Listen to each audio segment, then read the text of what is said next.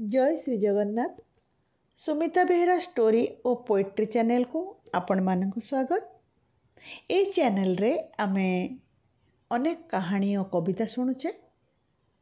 या सहित किछि विशिष्ट लेखक लेखिकांकर कहानी मध्य आमे शुणुचे। आज आमे शुणिबा डॉक्टर आरती पट्टजोशींकर गल्प संकलन नीरवतार भाषारू गोटे गल्प गंगशिउली। आसंतु शुणिबा डॉक्टर आरती पट्टजोशींकर गंगशिउली। ओह कि खरा, मनीषर प्राण छाड़ीजिव ना, आउ चली हेबनी। देह मुंड झाई मारी जाउची। गछपत्र को तो मनीष काटिकुटी पदा कर सारे। कोउटी गोटे गछ छाई मिलता भला टिके बसी हुंता। सूर्यदेवता कोप दिनकू दिन बढ़िबार लागिछि। काई एबे कौन आउ वर्षा होउची ना शीत होउची, खाली गोटे ऋतु खरा। ओहो आउ सही होनी। कोठी टिके विश्राम न नेले ए प्राण पक्षीटा उड़ीजिव। एमती मन को मन बेड़ी बेड़ी ही चलु थाए सनातन। पिलामानंकर प्रिय सना अजा बा लडू अजा। सकाळु सकाळु नातुणी हाथ तैयारी लडू, मुआ, गजा, मुढ़ी, बुट भजा, बादाम भजा इत्यादि केते कौन धरी बाहरी आसे सनातन।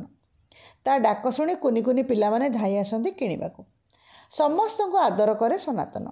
बिक्री बटा सारी घर को फेरु फेरु सूर्य देवता मथान छुई थांती। हेई तो घरटी देखागलानी, जाए टिके बसी पड़े। मुंडरू बोझटी ओह्लैला सनातन। भारी क्रांत लगुची। मुंडरू गामुछा काढ़ी पोछीला। आउ सेई बारंडारे टिके गड़ी पड़ला।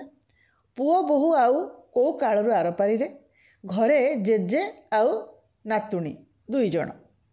पुओर शेष संतक। एमिति बुली बुली बिके जहाँ मिले जेजे नातुणी चली जाती। आसिला बेले नातुणी कहूतला, जेजे खरा होउची, बेसी दूर जीवनी। बायानटा से कौन बुझिबो। जदि अधिक टिके न बुलिबी अधिका दी पैसा पाइबी कि? किछि किछि संचिले ना ता बाहागर करिबी। एसन माघ को 15 पुरी 16 चलिबो। बयस कौन बसीची। एमती मने मने भाबू भाबू केतेबेले आखि लागिगला सनातनर। अजा पानी पीबो, खरा होउची, तुमको शोष लगुची ना? अजा पानी आनिबी। काहार कौलिया डाकरे निद भांगीगला सनातनर। आखि मଳି मଳି चाहिला। केड़े सुंदर गुलगुलिया कुनी झीटे। सनातन को सत्तरे शोष लगुला। झीटीर आग्रह देखी कहला, हाँ रे माँ, पानी मुंदे देलु, भारी शोष होउची, तोर धर्म हब। हौ आणुची कही घर भितर को धाईगला झीटी। हाथ में ठंडा पानी ग्लास टे धरी आसिला और सनातन हाथ को बढ़ई दे कहला, नियो पी दियो, भारी शोष लगुची ना? तोर कल्याण हो माँ, कही ढक ढक करी एका निश्वास के पीदेला सनातन। झीटी सेठी बसी सनातन आड़ को एका लय चाहिला। पानी पी सारी सनातन झीटीर मुंड को आउंसी दे पचारला, अच्छा माँ तो ना कौन? से कहला, कुनमुन। बाह बढ़िया ना, आ ताठू बढ़िया तो हस। भगवान तोर मंगल करंतु, तते कोटे परमायु दियंतु। हसीदेला झीटी। पचारला, एथिरे कौन रखीच? बोझ खोलीदेला सनातन। कहला, तू या भितर कौन खाइबू कि? झीटी मुआटिए हाथ में धरिला। पचारिला, दाम केते अजा? हसिला सनातन। किछि नाही ता दाम, तू परा मो नातुणी, तो हस सेई मुआटीर मूल्य। झीटी कहला, नाई अजा, मामा कहिछि काहाटू बिना मूल्य किछि नेबु नाही। हसिला सनातन। हो ठीक अच्छी, आज दिनटा नहीं जा, कालटू पैसा देबू। मु परा सबुदिन आसबि। ने ए मुआटी खा, मो नातुणी करछि। खाइकी देख, भारी सुआदिया। झीटी नेला और आनंदरे खाइला।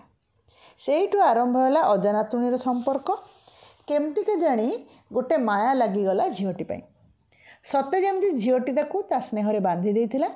तेणु झीटी को देखिबा मोहरे हेउ बा थका मारिबा लोभरे हेउ, झीटीर पिंडारे घड़िए बसिबा जेमिति सनातनर अभ्यास हो गला। ଯେତିକି ସମୟ ସନାତନ ବସେ କୁନମୁନ ମୁଆଁ କି ବାଦାମ ଲଡ଼ୁ ଖାଇ ଖାଇ କେତେ କ'ଣ ଗପ ଗପିଥାଏ। ଆଉ ସନାତନ ତା'ର ମୁଗ୍ଧ ଶ୍ରୋତା ସାଜି ସବୁ ପିଇଯାଏ। ଦିନେ ଏମିତି ଖରାବେଳେ ସନାତନ ବିଶ୍ରାମ ନେବା ସମୟରେ ଝିଅଟି କହିଲା, ଅଜା ଆଜି ବୁଧବାର ନା? ଆସନ୍ତା ଶୁକ୍ରବାର ମୋର ଜନ୍ମଦିନ, ତମେ ଆସିବ?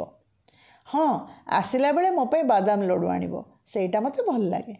ଖୁସି ହେଇଗଲା ସନାତନ, କାରଣ ଏତେ ଦିନର ସମ୍ପର୍କ ଭିତରେ ଆଜି ପ୍ରଥମ ଥର ତା ଗେହ୍ଲି ନାତୁଣୀ ତାକୁ କିଛି ମାଗିଛି।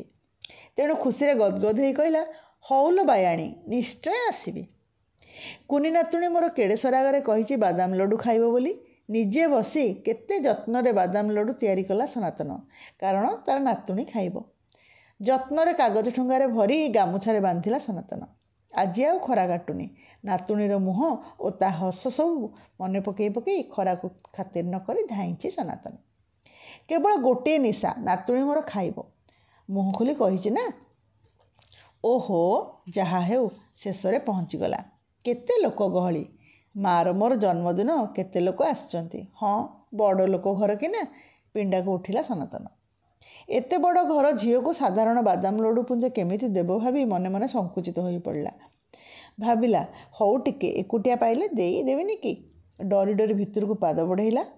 ସନାତନ ହେଲେ ଏମାନେ ମୋ ମା'ର ଜନ୍ମଦିନରେ ଖୁସି ନାହାନ୍ତି କାହିଁକି? ଆରେ ଭିତରୁ ତ କାନ୍ଦ ଶୁଭୁଛି, କାହାର କ'ଣ ହେଲା? ଭିତରକୁ ଆଡ଼େଇ ଭିତରେ ପଶିଲା ସନାତନ। ଭିଡ଼କୁ ଆଡ଼େଇ ଭିତରେ ପଶିଲା ସନାତନ। କିଏ ଜଣେ ଶୋଇଛି, ଏତେ ଗହଳିରେ ସଫା ଜାଣି ହେଉନି। ବିକଳ ହୋଇ ଜଣଙ୍କୁ ପଚାରିଲା ସନାତନ, କ'ଣ ହେଇଛି ଭାଇ? ସମସ୍ତେ କାହିଁ କାନ୍ଦୁଛନ୍ତି? ଲୋକଟି କହିଲା, କୁନମୁନ ଅଂଶୁଘାତରେ ଚାଲିଗଲା। ଚମକି ପଡ଼ିଲା ସନାତନ। ଏତେ ଶ୍ରଦ୍ଧାରେ ତିଆରି କରିଥିବା ଲଡ଼ୁ ସବୁ ଖସି ପଡ଼ିଲା। ଚିତ୍କାର କରି କାନ୍ଦି ଉଠିଲା ସନାତନ। କୁନମୁନର ଦୁଆର ମୁହଁରୁ ସବୁଦିନ ପାଇଁ ଫେରି ଆସିଲା ବେଳେ ମନେ ମନେ ଭାବୁଥିଲା, ହେ ଭଗବାନ, ତୁମେ ଏତେ ନିର୍ଦ୍ଦୟ ହେଇପାର କେମିତି? ଖରାଦିନେ ଅଜଣା ଲୋକଙ୍କୁ ନିଜ ପିଣ୍ଡାରେ ଆଶ୍ରୟ ଦେଇ ପାଣି ପିଆଇ ଶୀତଳତା ବାଣ୍ଟୁଥିବା ଝିଅଟିକି ଅଂଶୁଘାତ ଛୁଇଁଲା କେମିତି? ଆଉ ଯଦି ତୁମର ଛୁଆଟି ପ୍ରତି ଶ୍ରଦ୍ଧା ଥିଲା, ତାକୁ ଏ ପୃଥିବୀ ପୃଷ୍ଠକୁ ପଠାଉଥିଲ କାହିଁକି? ଆଉ ଯଦି ବି ପଠେଇଲ, ଏ ଗଙ୍ଗଶିଉଳିର ଆୟୁଷ କାହିଁକି ଦେଲ? କାହାଣୀଟି କେମିତି ଲାଗିଲା କମେଣ୍ଟ ବକ୍ସରେ ନିଶ୍ଚୟ ଲେଖିବେ ଏବଂ ମୋ ଚ୍ୟାନେଲକୁ ଲାଇକ୍, ସେୟାର, ସବସ୍କ୍ରାଇବ୍ କରିବେ। ମୋ ସହିତ ଯୋଡ଼ି ହେବେ। ଧନ୍ୟବାଦ।